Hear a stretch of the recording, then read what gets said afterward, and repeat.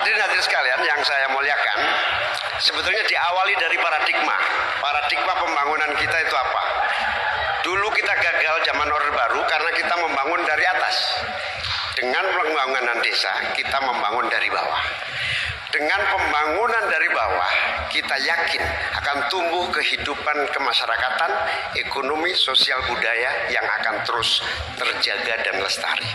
Oleh karena itu, sejak kita mengawali undang-undang pembangunan desa yang diikuti dengan penerapan dana desa yang terus meningkat dari tahun ke tahun, akan terbangun infrastruktur dan transformasi desa dari desa tertinggal menjadi desa maju dan mandiri.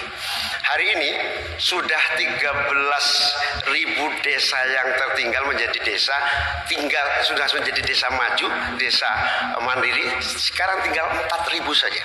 Ini bukti bahwa infrastruktur kita berjalan baik, dana desa terlaksana dengan baik, sehingga masyarakat desa semakin kerasan. Nanti ke depan kita akan siapkan lagi, naikkan lagi anggaran 5 miliar agar apa? Tidak hanya infrastrukturnya yang baik, tetapi juga ada kehidupan ekonomi yang tumbuh melalui BUMDes, melalui berbagai kegiatan wirausaha yang tumbuh, pertanian, peternakan, ekonomi kreatif tumbuh di desa, sehingga orang tertarik di desa. Jadi infrastruktur beres, pembangunan sarana prasarana tumbuh, kegiatan ekonomi memadai, dan desa terjaga menjadi komunitas yang membanggakan, sehingga masyarakat tidak lagi tertarik menjadi urbanisasi, tapi cukup kembali ke desa, membangun desa untuk pembangunan bangsa. Baik. Terima kasih. Nanti ada waktunya. Bapak Ibu, Kita lanjutkan, Bapak Ibu. tenang ya. Kini kami akan persilakan calon wakil presiden nomor urut 2 Bapak Gibran Raka Buming Raka untuk menanggapi. 1 menit Bapak dimulai saat berbicara. Silakan. Nah gitu dong Gus, jangan terlalu tegang kayak waktu debat Cawapres pertama kemarin. Intinya di sini adalah bagaimana kita bisa menumbuhkan rasa sense of belonging dari masyarakat desa. Saya pernah ke Mojokerto, di situ ada desa wisata nomor 1 se-Indonesia. Kemarin dapat penghargaan dari Pak Sandiaga Uno. Intinya adalah ini adalah desa wisata dibangun dengan crowdfunding. Jadi masyarakat desa punya saham di destinasi wisata tadi. Jadi ini salah satu contoh yang baik cara bagaimana agar masyarakat desa tidak meninggalkan desa atau mencari pekerjaan di kota.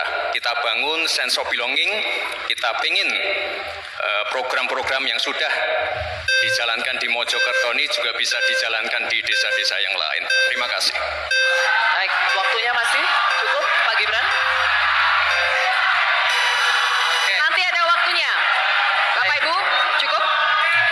Pak, Bapak, Nanti ada cukup? waktunya. Kita lanjutkan ya. Terima kasih. Tenang ya, Lanjutkan. kita lanjutkan ya.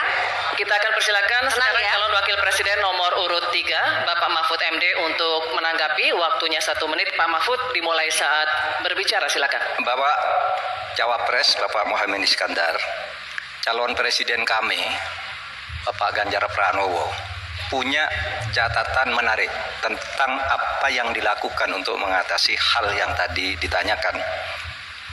Pertama, ada program 1000 Embung, ada program Desa Mandiri, Mandiri Energi dan Mandiri Pangan, kemudian pembangunan irigasi. Lalu di daerah istimewa Yogyakarta ada satu daerah Panggung Harjo namanya. Desa Panggung Harjo itu dikenal sangat maju. Koperasinya jalan, irigasinya jalan, UMKM-nya jalan. Dikelola oleh desa itu dengan baik. Nah masalahnya sekarang sebenarnya ada pepatah Deso Mowo Coro, Negoro Mowo Toto. Ini yang di daerah-daerah lain tidak jalan. Negara terlalu intervensi ke desa dalam soal-soal administratif. Terima kasih. Terima kasih Pak Mahfud. Kini kita akan kembali ke calon wakil presiden. Kita akan kembali ke calon wakil presiden nomor urut 1 Bapak Muhaimin Iskandar. Kami persilakan untuk merespon tanggapan dari cawapres nomor urut 2 dan 3 yang telah diberikan. Waktunya 1 menit Bapak. Silakan. Ya, apa yang disampaikan Pak Gibran lebih dari upaya kita untuk menggerakkan ekonomi daerah sehingga tumbuhlah growth, tumbuhlah daya tarik. Yang lebih penting dari itu adalah desa ini harus terus diberi fasilitas insentif untuk lebih maju.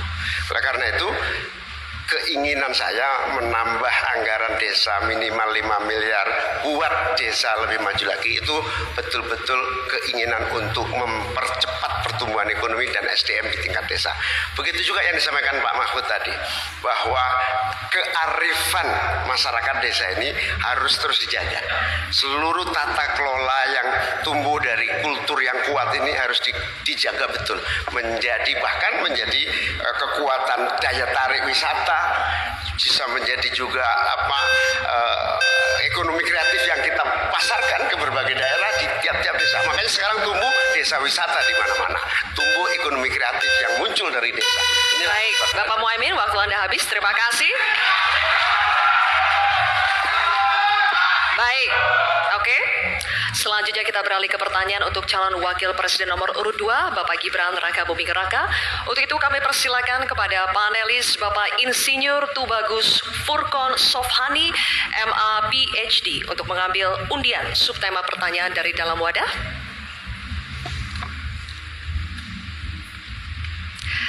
Mohon diperlihatkan kepada hadirin dan juga kepada kami.